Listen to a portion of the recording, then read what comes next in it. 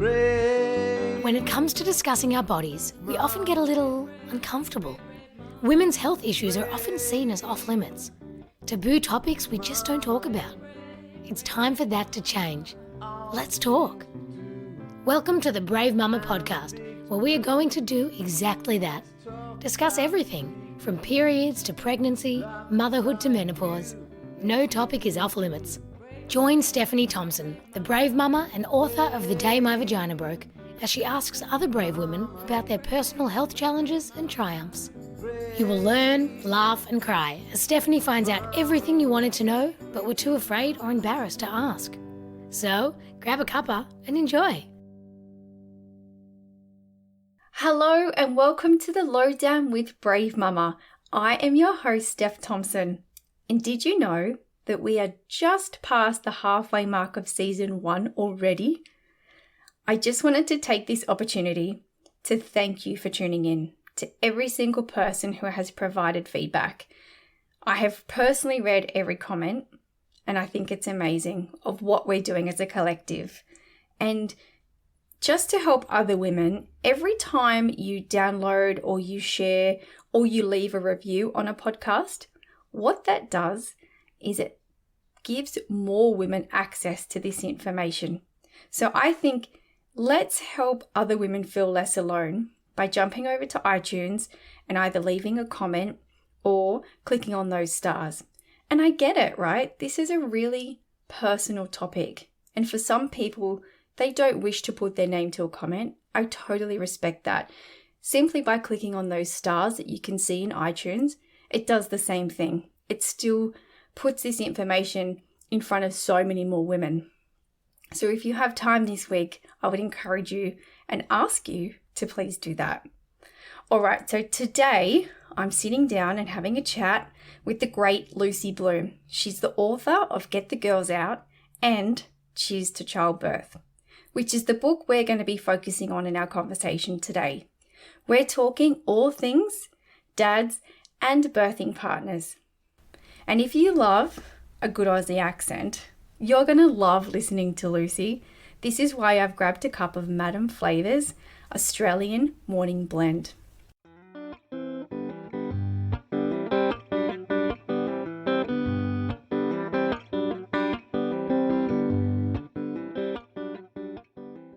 Welcome, Lucy. It's so lovely to have you on the show. Thank you for having me. Yay! I've been looking forward to this one actually quite a lot because I met you at the Mum Society when you were promoting your first book.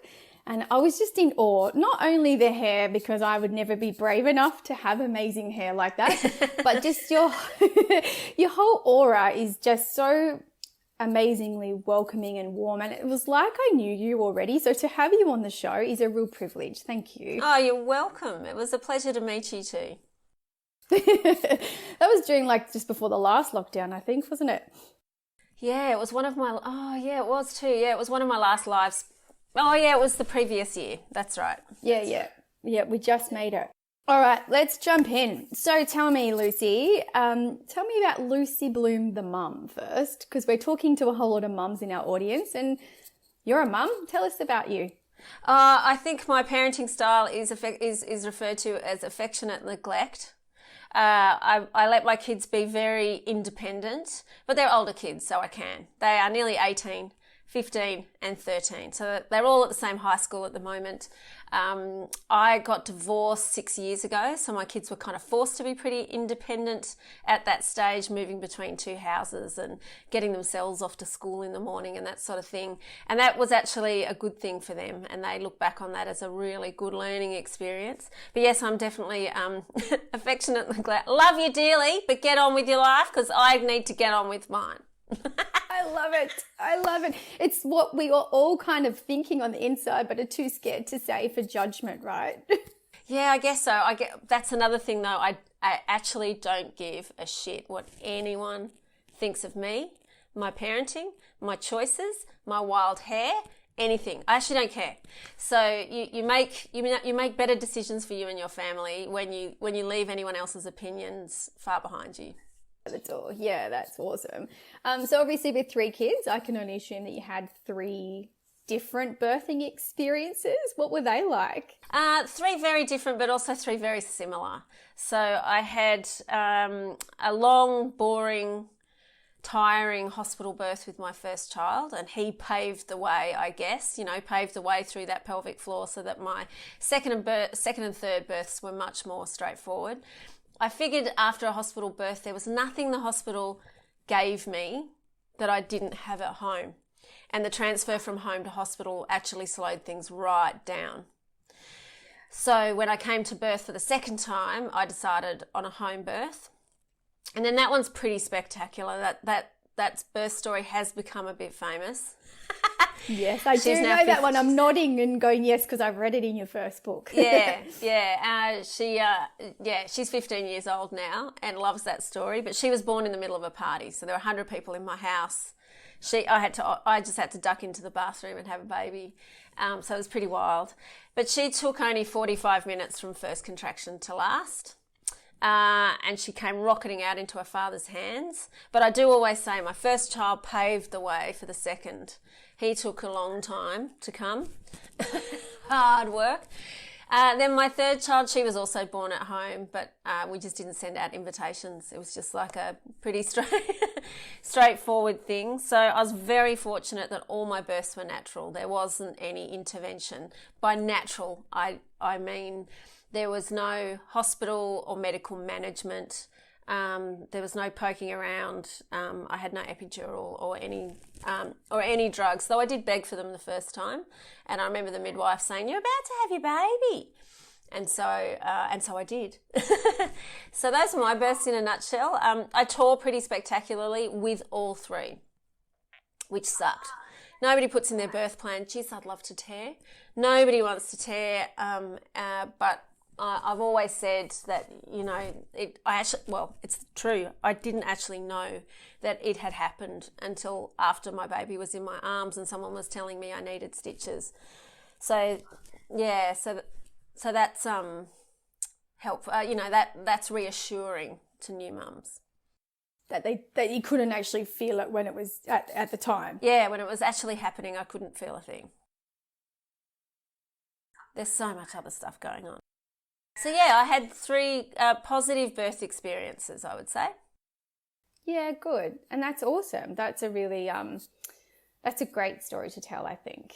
It's funny at the moment we're hearing a lot of, in social media, people talking about different, either really positive birth stories or quite traumatic negative birth stories. And there's always a weigh-in on who should be saying what, when and where. And it becomes quite political, doesn't it?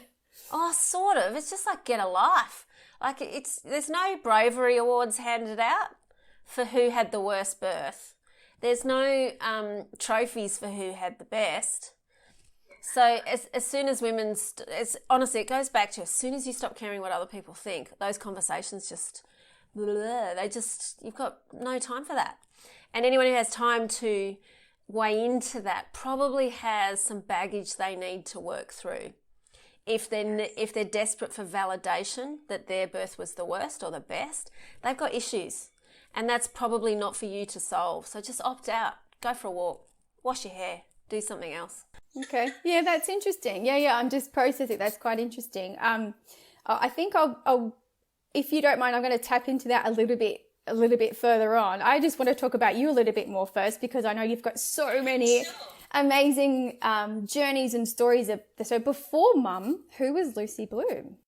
Before Mum, I was a businesswoman, so I ran a advertising agency. And I was an agency creative, and I loved that. But I had this weird idea that a lot of us have, is that I had to wait till a convenient time to have children. And I figured that would be after I paid my house off or after I sold the ad agency, or it was just always out of my reach. But then I remember having lunch with some distant friends, didn't even know them very well, and the mum said, there is no convenient time to have children. And she said it at the right time, penny dropped, and I thought, she's right. It'll always be out of my reach if I'm waiting. And so I think I was 29 when I was pregnant with my first. And I could have done it way sooner, but had this idea that I had to work hard, build a business, earn lots of money. I mean, whichever way you decide to do it, is the way you decide to do it. And I had all my kids in my early 30s, and now I'm in my, God, I hate to say it, I'm in my late 40s now. I don't hate to say it because I actually love life at the moment. Life right now is awesome. I love being 47.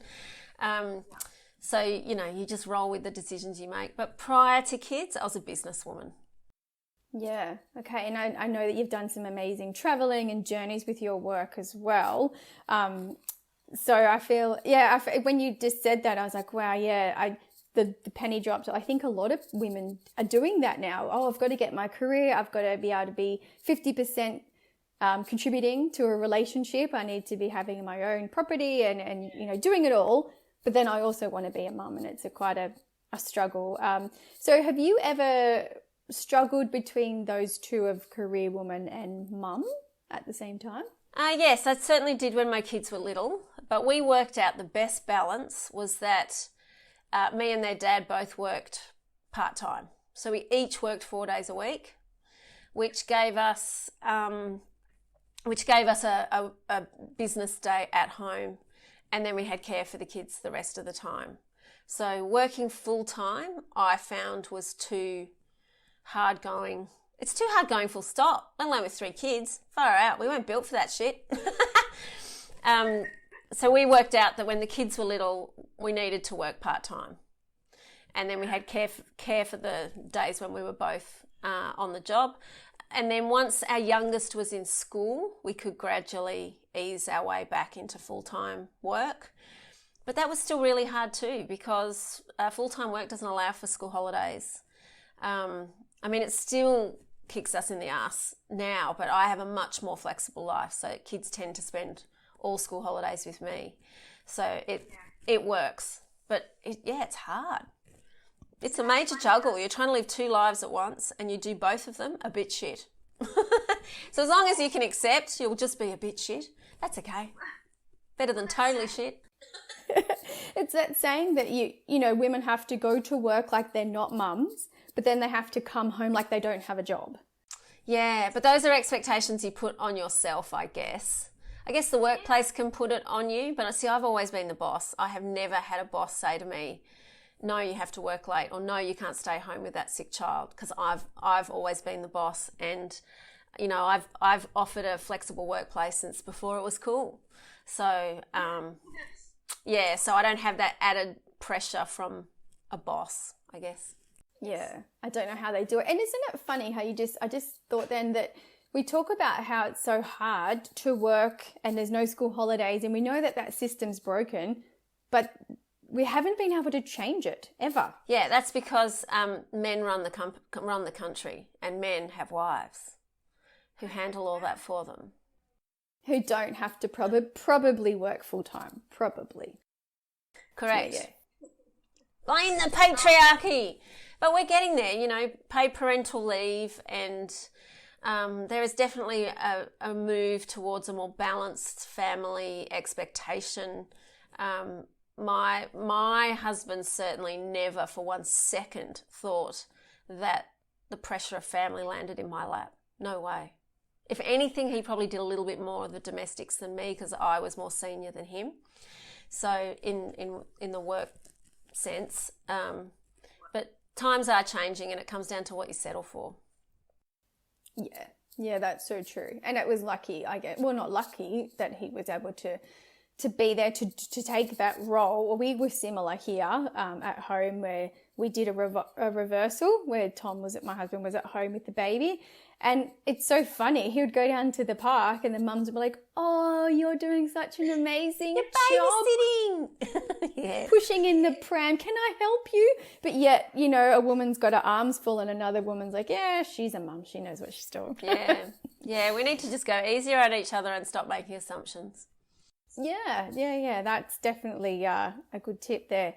Let's talk about this. Now we're talking about dads. Let's talk about this amazing book. I love it. Cheers to Childbirth, a dad's guide to childbirth support. So I know you're the author of 2 books, but I want to talk about this one in particular for dads who are listening today. So what made you want to write this book for dads? I was working as a doula, and I went to my very first birth. So I was still in doula training, went to my very first birth, and I noticed that while the dad wanted to be involved as much as he could and be as helpful as he could, he cocked it up from start to finish. This poor guy, nicest dude ever, he stood in the wrong place, said the wrong things, like he just stuffed it up. And I thought there's a gap in here where we're not explaining to men what's expected of them and how a woman behaves in labour so that they don't freak out too, because women can behave and sound different and all that sort of stuff. I thought no one's explaining this to men properly. So that's when I created the world's first childbirth education program for men, and it's run in pubs all over Australia. So that was way back in 2004. My first child was only 10 months old. And then I licensed it and it went national, and it was incredible, and it still is going strong. It's called Beer and Bubs. But then I realised there was definitely a market for a book, because I was constantly hearing from men who didn't live near a pub that was hosting a beer and bub session every month. So I wrote Cheers to Childbirth, and that meant I could really delve into more detail. I could bring in the opinions of obstetricians and midwifery academics. Not that it's an overly academic book; it's just accurate. It's really important because I'm a writer and a doula. I'm not a medical practitioner, so I just made sure opinion was attributed to the right clever people, and then I made it really fun and readable. And then I chocked it full of fabulous birth stories from men, because no one asks men what the experience was like for them. No one dares, because there's this stupid idea that men just get in the way and men just want to watch the footy and men ask for the extra stitch and stupid shit like that. So I wanted to blow all of that stuff out of the water, and I wanted to I noticed when I was interviewing men that they were dying to tell me their version of events, and that when you talk to a man about the birth story, he has a very different picture to the birthing mother, because she's a cocktail of hormones and has a totally different memory of the event. So it's pretty cool to talk to both of them. And I'll never forget interviewing Danny Green, world champion boxer, and he cried about the births of his babies. And that's when I thought, far out, I've discovered something here. Someone's got to ask these guys and give them a chance to debrief. And then that book has gone strong for a decade. And last year I republished a second edition, partly because I noticed I could have just reprinted it because people keep reading, so that book keeps selling. But I reprinted it because I noticed it lacked diversity. That over the last decade, my diversity goggles have developed. And when I look at anything, it shits me when it's all white people. And I know I'm known for poking the media when there's all white people on screen or all white people as speakers. And I looked at my book. I had one Chinese dad, which was Charlie Teo, the surgeon, and the rest, all white dudes. It's like, what is wrong with me? So I did a whole bunch of new interviews, and now there's fabulous diversity. There's 2 same-sex couples. And I'm very, very proud of that book, and it keeps changing people's lives, which is a wonderful thing to do. Absolutely. What would you think would be, like, obviously people need to go and read it, but what would be a key message for dads from your book? The number one key message, which is also the number one sales point, to be honest, is if you know the right things to do, you can make your partner's birth easier and faster. And if you do all the wrong things, you will be personally responsible for making the birth slower and harder. So I used to say that at the beginning of workshops, and I'd have like 30 guys and they all look like bunnies in the headlights. And I'd say that to them and they'd be like, holy hell, I can actually cock this thing up? What? And then I'd have their full attention. And the rest of the book is all about what to do, what to say, what not to say, what never to say, what not to touch, when to get the hell out of the way, when to come out fighting and fight for your partner, all that stuff. So that's the key thing. You can actually make the birth easier and faster. I love that. Especially that last point about you knowing when to step in. So I'll share with you, obviously, our first birth was very traumatic, and my husband and I, we went to the birthing classes. We then went to private birthing classes, and we thought we read all the books, the general books that you see on the shelf, not yours, of course. Wish we did. he didn't know when to advocate for me because he has no medical background. He didn't know things were not going right until they really ballsed up. At that point, I just remember this one, it's giving me goosebumps. I just remember this one instance of looking at his eyes, and he looked at me and he's like, holy hell, what the hell? I want to say the F word, but out of his depth. We were petrified and we were looking at each other to know the answer. Neither of us did, and we're like, shit.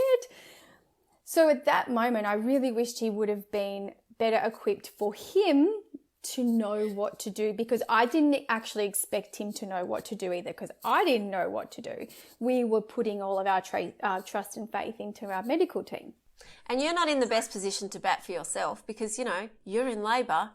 So, yeah, there's an entire chapter called How to Advocate for the Birthing Mother. And it gives them what they need to know, when to actually step in and just go, steady on. I need a bunch of answers here. When to know you'll know when it looks like a medical emergency because you're actually running to theatre. If people are just cruising in and out of your room, there's no medical emergency and you can stop them, slow them down, ask some questions, get real answers. If they give you jargon, ask them to simplify it. Play dumb, get this right in your head. So yes, there's a big chunk on that because that's what men need to feel like they have the confidence to do. Even in the room that you're in, get to know it. Open all the cupboards and drawers, know where stuff is, so that you're not feeling like an alien in a hotel room you've never been in. You know where everything is, you can find stuff, unpack all your bags so that you're not asking the birthing mother where her chapstick is. Know the environment really well so that you can look after her better. Yeah, absolutely. Oh gosh, I've just got all these flashbacks of us trying to work out where we're going to put the candles and where we're going to put they were the important things. Well, you know why you focus on that? It's because you can control it. So you can't control a funky cervix that's taking its time, but you can damn well control what flavour that candle is. I remember once arriving at a birth, I was supporting a woman and I went to get her, I think it was Vaseline or something out of her toiletries bag that she asked for. And I looked in her toiletries bag and sometime that afternoon before labour had really ramped up, she'd done all her waxing. And her waxing strips with all her pubes in them were in her toiletries bag. And I looked at it and giggled because I thought that was one thing she could control. My lady garden is going to look fantastic. So we do focus on those things because we can, and it just makes us feel like we're doing something. So that's okay. Yeah. Oh gosh. So do you think women should be reading this book too, just as much as men? Say that again. Do you think women should be reading your book as well, just as much as men? Yeah, your dads? And they do. So I've modelled all the analytics, and it's women who buy the book. So it's about 85% women who buy it. They read it first to make sure we're not telling their partner something dumb.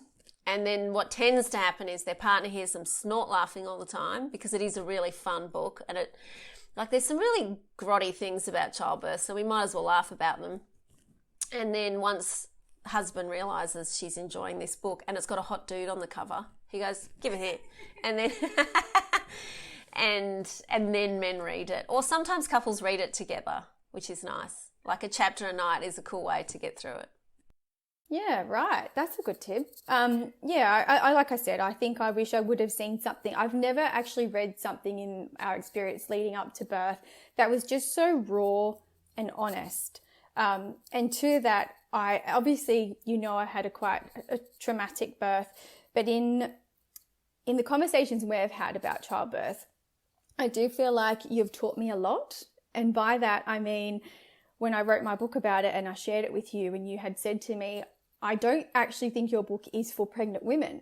At first, I was like, oh, what? Hang on. That's what I'm trying to do. I'm trying to create the book that we didn't have before. But then we had that level of respect where you said, not because I don't think it's a good book, but because I think women can be really vulnerable and it's too late. They almost need to read it before, or it might be for medical professionals and midwives and every obstetrician in Australia should read your book. Every midwife, every urologist, yeah.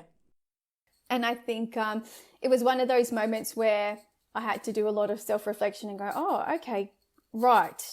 And it was a really big learning curve for me. So I wanted to thank you for that, actually. Oh, you're welcome. You're welcome. Pregnant women are vulnerable because they don't know what they're in for, and it could be anything. And there's a section in the book about horror stories and how men need to bat them off because now's not the time to be consuming childbirth horror stories. A lot of them are highly exaggerated for the entertainment value, and I'm not suggesting yours is at all. But women preparing for birth need to prepare with confidence and to go in knowing that their body is going to give it a red hot go and that their partner's right by their side. Fear will actually be counterproductive and actually will produce the hormones that slow their labour down. So we do have to kind of put pregnant women in a nice warm bubble and tell them that they're going to be okay.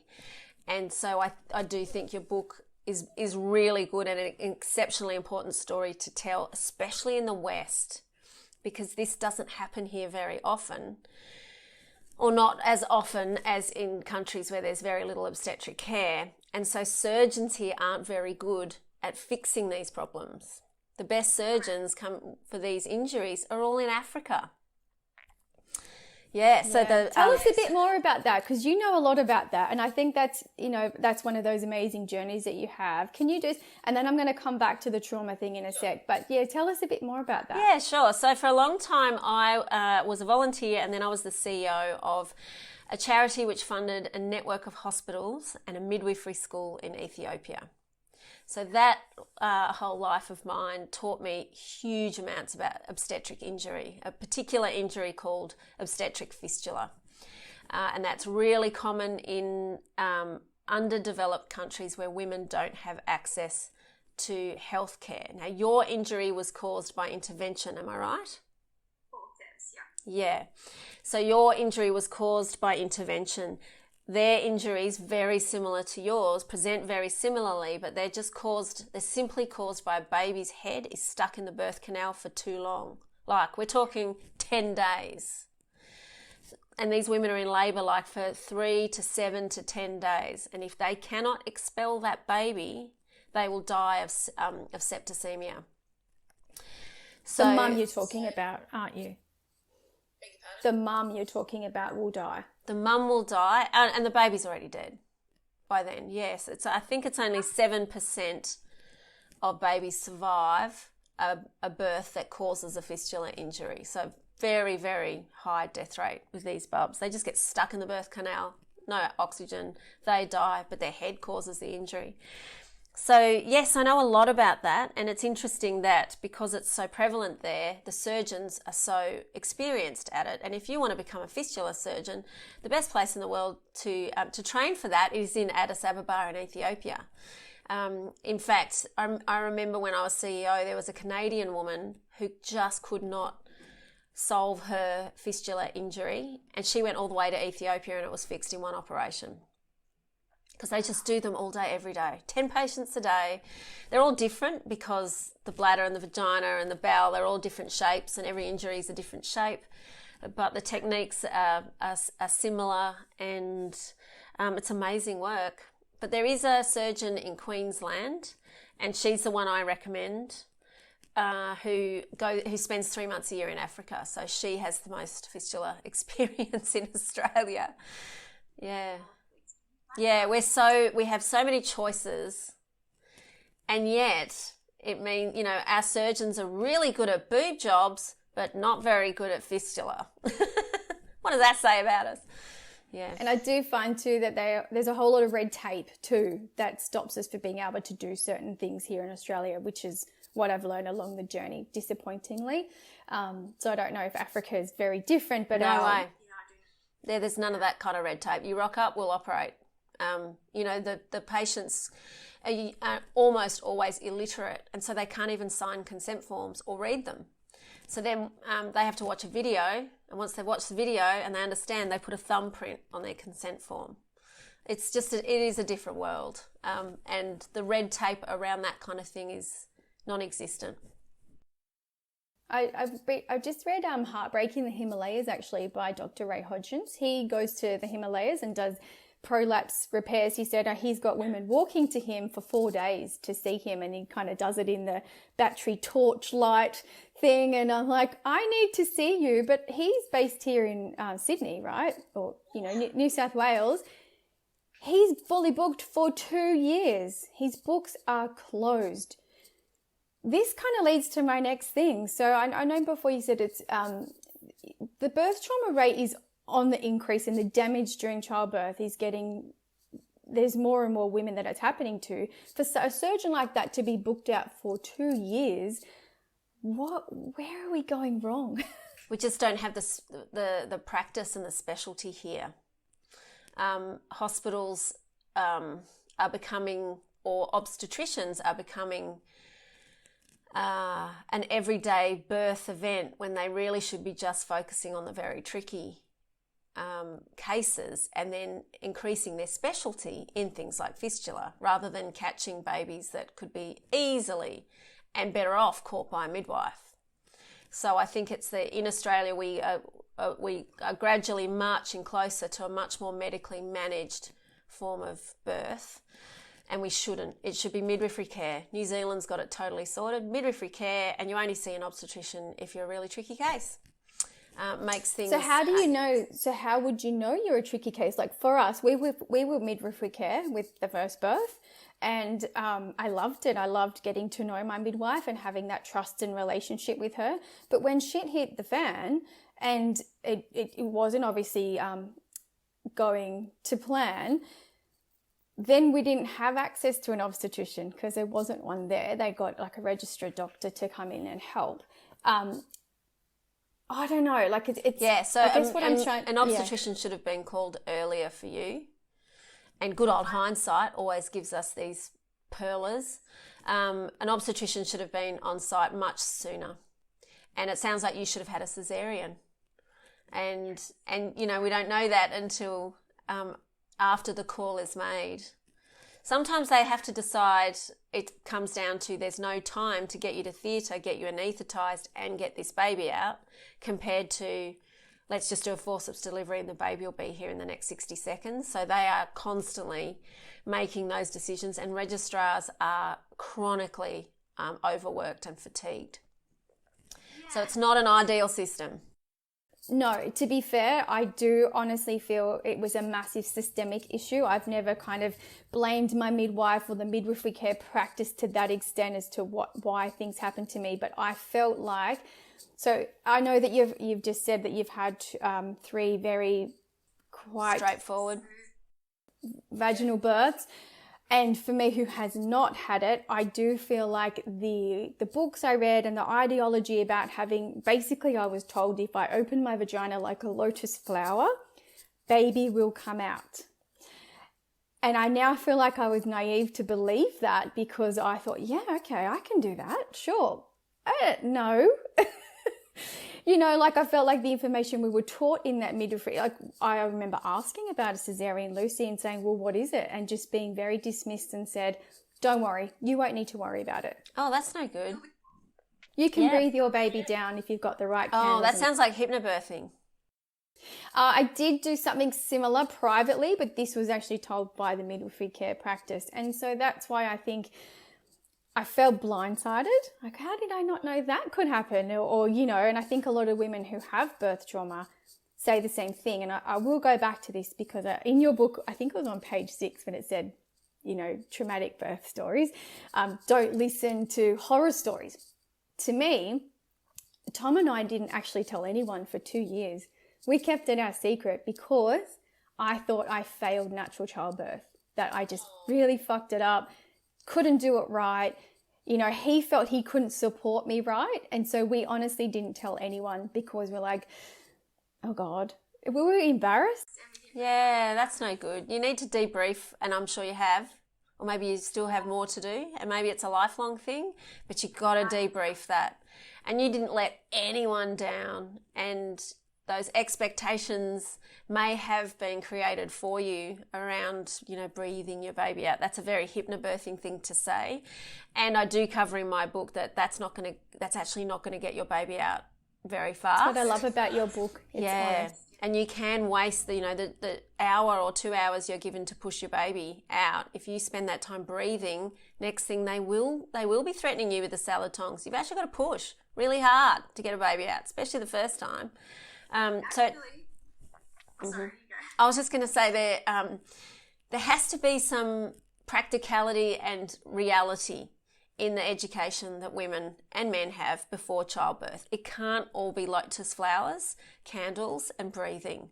That will get you through the first 1 centimetre of dilation, and then you need more information. Then you need more tactics. Then you need and plenty of births. You'll need an epidural. 30% of them you will need a cesarean. And so for a midwife to say, "Oh, you won't need that," is a very poor duty of care in my thinking. And that's why there's a whole chapter on cesarean in my book, and I say right at the start, you might not be planning one, but one might be planning you. And I love that, because I did have in my mind that cesarean was the naughty corner, that if you had a cesarean, then you were not going to be a real mum, like that whole breastfeeding, bottle feeding horribleness. I had all that in my head, and being an A-type personality, I thought, well, I don't want to fail, so I don't want a cesarean. But now looking back, if someone would have said to me, "Stephanie, these are some risk factors for you. We think we just need to start the conversation so that if something was to happen," but then people are like, "Oh, well, we don't want to scare. We don't want to put fear into women." But you know what? I was freaking scared anyway. I was so scared of the unknown anyway. Just that no one ever let me talk through that. I'm pretty sure that if you can say, "Oh, I'm scared about this," and have 7 months to talk through it, by the end, your fears will probably be a lot less. I was really fortunate. I went on a pregnancy retreat when I was about 30 weeks pregnant, and I met a woman on that retreat, the host of that retreat, and she was the first person who'd ever told me positive birth stories. Birth stories that were cool, that were relaxed, that were at home, that were in birth pools, that were just part of life rather than a full-on medical event. And she didn't try, but she had a really profound effect on me. I thought, okay, it doesn't actually have to be what you see in the movies with someone screaming their guts out and for 2 minutes. Yeah, I know, so unrealistic, hey. So yes, maybe women do need counselling to debrief on some of that prenatal fear.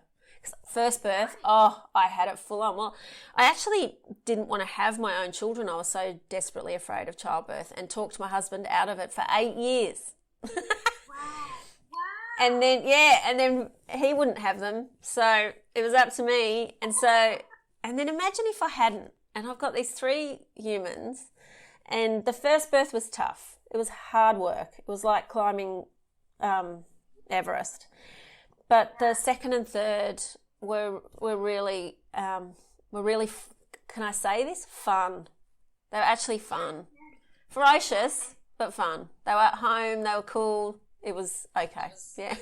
Yeah. Well, especially the second one, like the middle child. Sorry. For the first time, I got Aviva to write the foreword for my book, and she was the first person I'd ever met who said to me, "Darling, it's called labour for a reason. You have to work. Babies don't just fall out. You actually have to help them, and you've got a really important job." And I was like, how did I not? Yeah, she's great, Aviva. Very straightforward. No mucking around. We actually met at a birth conference 100 years ago. She's unreal.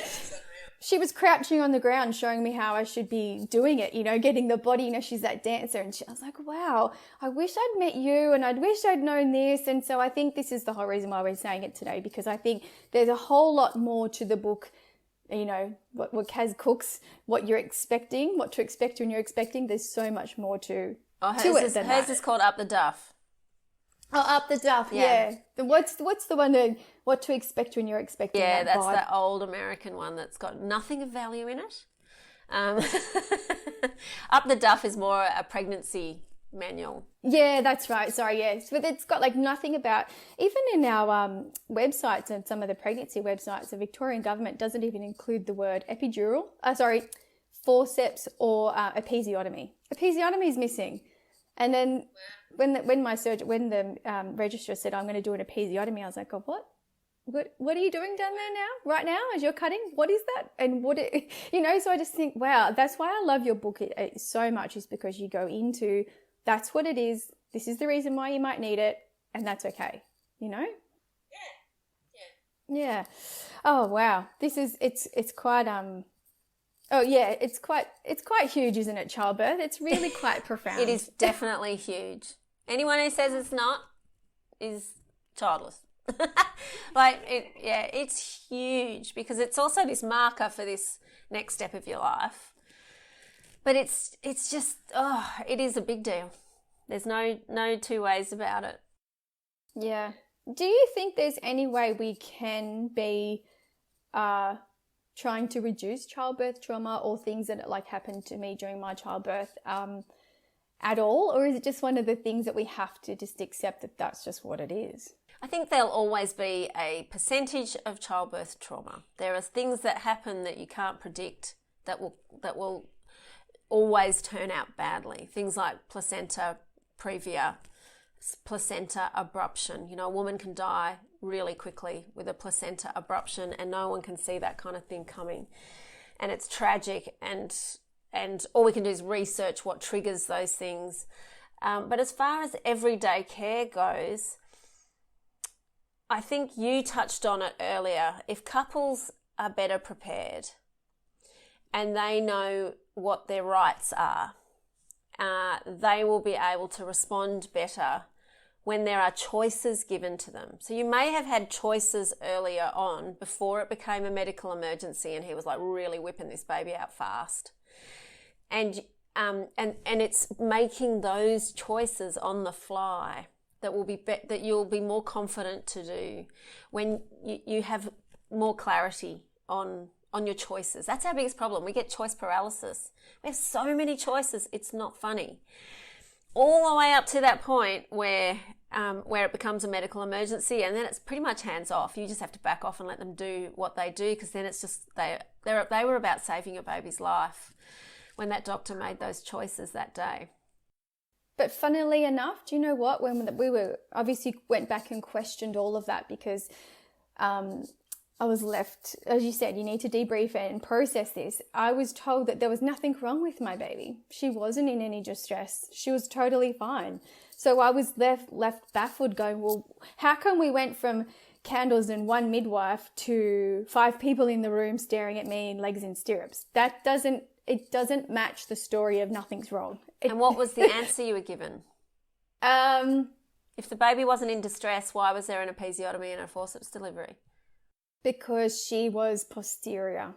Sorry, it was very dismissed. It was very much like, well, it was that or a cesarean.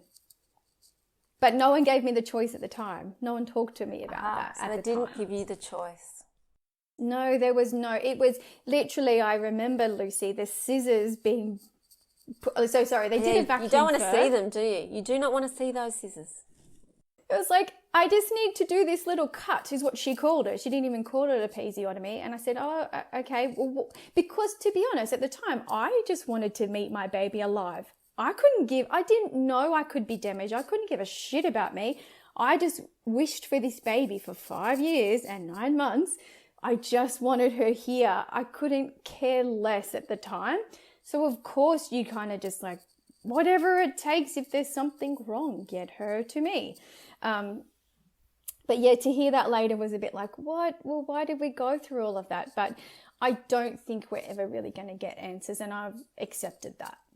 Because it happens so often, I was actually just told by the hospital that it was normal. Everything that happened in that room that day was normal. Me being wheeled out in a wheelchair to my car the next day to go home, all normal. So that to me was like, you know what?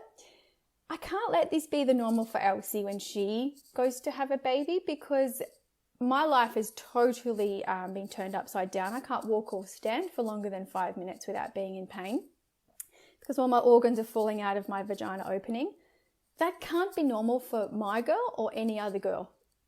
It's got to change, like that's my voice now, and that's my plight, is to make sure. And part of that, people always say, well, what do you mean? What does that look like? And I say, well, you've got 9 months before you're going to birth the baby, a 1-hour birthing class ain't going to cut it. Month 3, maybe go and chat to an obstetrician, find out what a cesarean is first, because when I actually found out what they were, I was petrified. Then go and talk to a counsellor if you've got fear, to work through that fear. Yeah, that's go excellent advice. Meet a doula, talk to a midwife, all of these things over the 9-month period rather than at the 11th hour. It's too late to take it in. And you hadn't heard of doulas before you gave birth? Right. No, I didn't know till after, when my cousin had one. And even within our circle of women in our family, it was a bit like, why do you need that? You've got a midwife, you've got your mum. What do you need? And now I understand the value of them. Yeah, knowledgeable support. Correct. My second birth, I think this is just what people do. You have an experience and then you kind of run the opposite direction when it's traumatic. So I ran towards an obstetrician this time and I said to him, I'm so scared with this second birth. I need to have a cesarean. He talked to me around it and said, I think a second vaginal birth would be really quite healing for you and I'll support you with that. If at any point baby looks like he's getting stuck like your first, I would be happy to support you. Or if mentally you're not okay, I will help you with a cesarean. But Steph, this is what a cesarean is. And he went through everything and I was like, oh, actually. That's a good obstetrician giving you that advice. He was amazing. He's so good. And he was right. I was scared that the bladder was going to plug the hole and the baby was not going to come out and everything was going to literally fall out of me. But this is what I mean. And as you said, you keep asking the questions until you comprehend and get the answers that you know. So my obstetrician explained it to me. Well, I'm going to lay you on your left side. Your bladder will fall away. We can empty your bladder manually and then the baby will come out. I was like, I can picture that. Yeah. I can do that. And you know what? In 3 hours, I did that with him. And it was a very healing process to be able to do that the second time. And I think when my son was born, both my husband and I cried our eyes out. We're like, oh my God. I think that's what childbirth is meant to be like. I'm so glad you had that experience. Yes. Yeah, me too. And you know what? See, this is another thing too. A lot of women who have birth trauma, to the extent that we went through, I don't think they talk about it a lot publicly. So I refer to, as you mentioned, there's horror stories about, little old lady down the road says, this, it'll take 50 hours and all of that. But then there's the next level of our horror story where we don't see it as a horror story. We see it as horrible. Yes. But not glorified because it was what really happened. And that's what I mean. We didn't tell anybody. So many women contact me very similar and say, the same thing happened to me. I don't know. I don't think I can have any more children. And I get to share that experience with them and say, I think, with a person in care that you can trust, I did do it. And if you wanted to try that, you could do that too. It's something that probably at least twice a week I'm contacted with women saying, how do you have another birth? How do you fall pregnant with a prolapse and you can't even have sex? It's one of those things that it's very underground is what I'm trying to say. I hear you. I understand. Well, you're doing a really important thing. Really important. I think so. And I've always got that in my mind that the end goal is so that when our girls and your girls, if they choose to have babies, they are equipped and they don't get blindsided and they do understand that a whole range of things can happen and they have the right support there with them. Yeah, and they are free to ask the questions and keep asking them and go, but I don't understand. I still don't understand. Please make it simpler. Yeah, I think you're doing a really important thing. Thank you. So I think I think you probably already answered this anyway. How does someone best support their pregnant partner? So if someone's pregnant now and they're going through similar things like we did, about my major fear was I was going to miscarry, that my baby was going to die. I didn't even think about the labour part yet. But so how does a partner support their pregnant loved one right now. Yeah, you have to remember that they are a cocktail of scary hormones. And I always say to men, if you think women are unpredictable, just you wait. You've got to accept that pregnancy hormones are pretty epic, and she'll do strange things like her sense of smell will be super heightened, so your BO will become enemy number one, and she'll seem unreasonable, but you know what? That's her protecting her baby. And you just have to become a really good listener. And only when a pregnant woman starts to get herself so wound up that she's making idiotic decisions do you need to step in. I'm the kind of person that just really needed my partner just to tell me everything would be all right. And I still respond well to that to this day. Just cuddle me and tell me everything's going to be all right. I will believe you. So they just need reassurance, be a really good listener, get alongside her, like read a book that's for men, read the stories to her, because the birth stories in there are funny and interesting, really varied. And yeah, you've just got to be a great listener. Okay, I love that. That's really good. And I think it's hard for men to know what to do. They don't know what they don't know. Or partners. I'm saying men and partners. You know what I mean. I do know what you mean. It's mainly men. Who's partnering a pregnant person. Yeah, definitely. So where is there a best place to go for childbirth education then? I know we mentioned calm birth and hypnobirth and all of that before. Is there one place where women and partners can go to have an unbiased view on childbirth? I think the best place is an online education called Birthbeat. Oh, okay. It's created by a midwife who works out of Tamworth, and that's a international platform, but it obviously has an Australian side, a twist to it, because she's like this blonde hair, blue-eyed Aussie chick. She's unreal, and Birthbeat is really great, unbiased. Naturally leaning, because the less intervention, you can avoid, usually the better, but certainly very unbiased as far as your choices go. That's really good. And it's online, so you can do it together, and you're not there with a bunch of awkward couples, and you can watch it at your pace. Yeah, and then also always read Cheers to Childbirth, because that's bent towards the dad. Every other book on earth is bent towards the woman. She's got resources coming out of her ears, and he's got nothing. That's all he's got. So those two together. Okay, I love it. What would you like to see for your daughters when they're ready to birth babies? If they choose to. Yeah, I'm always doing the if. I never want to put pressure on my kids I'm not one of these women, when are you going to make me a grandmother? I just think that's the worst kind of pressure you could ever put. I don't even expect my kids to get married. Whatever you want to do, just, have a good time. Well, my girls know that I have this background in birth, and they certainly know their birth stories are pretty epic. And so we've had lots of conversations where they've said to me, I'm not worried about childbirth. I just know you'll be there for me, which is nice. Yeah. And just the other day, actually, the party baby asked me how I managed childbirth pain without drugs. She was like, how do you do it? And so I just explained some of the techniques where you confuse the nerve pathways and you engage the senses, and explained to her what I did. Dad got me a backpack, and I was bouncing on a bouncy ball, and I had this shaker. I said, that bowl full of shakers on top of the shelf? I had one of those shakers shaking in my ear just to give me something to concentrate on. So I want for my girls to have the choices available to them, so that they can have good medical care if they need it, and not if they don't. Most of all, I hope they just have a really epic partner, because I'd hate to have kids with a dickhead. Wouldn't that suck? A really good partner, and choices, so they've got the care they need if they need it. So, yeah.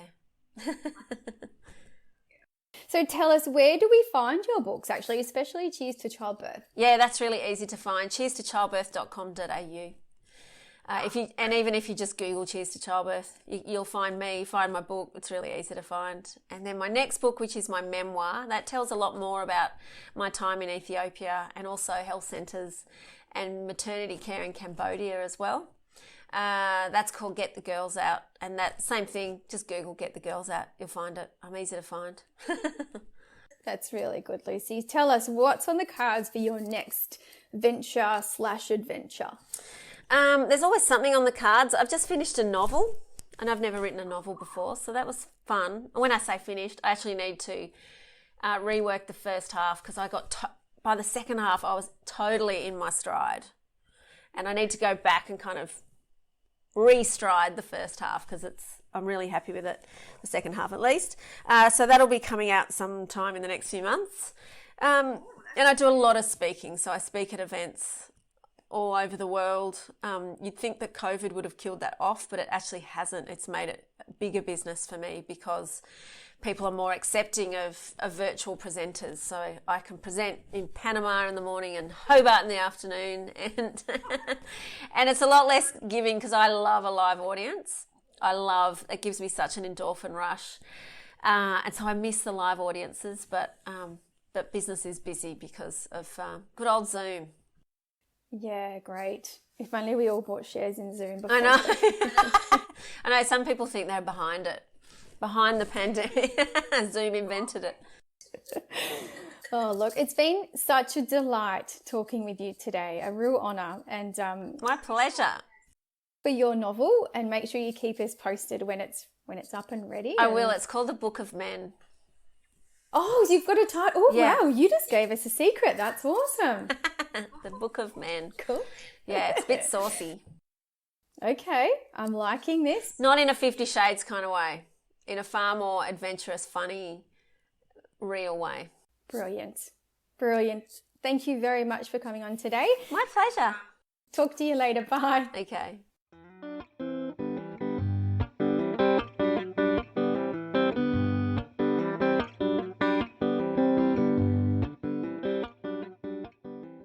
Isn't Lucy just amazing? She is not only fun to talk to, but her stories fascinate me. She has been through amazing journeys in her life. And if you haven't yet read Get the Girls Out, I recommend you do it because that's how we initially connected. And it's just nice to be inspired by people who have done things very different to you. And it's, definitely just go and read her books. You'll be inspired. I can promise you that. So remembering that we are supporting new parents for the entire month of November, and we had 10 new parent care gift packs to give away. And these include some Huggies nappies, wipes, and one of those really cute nappy wallets, some of Madame Flavor's deeply relaxing tea, and Pinky McKay's booby bickies, which are amazing if you're breastfeeding or not. And this is one of the last weeks to go into the draw, so you can enter in the show notes. If you're listening from Podbean, there'll be a direct link, but otherwise, if you're on iTunes or your favorite podcast place to hang out, you can also find the link over on our Instagram page, which is at Bravemumma. And if you go to the bio underneath, there's a little link tree link. Click on that and then you'll be able to enter. So good luck. Now, next week, we are really lucky to be sitting down and grabbing a cuppa to have a chat with the original founder of the Australasian Birth Trauma Association, Dr. Elizabeth Skinner. Her research into women's health will absolutely fascinate you. Be sure to tune in, and bye for now.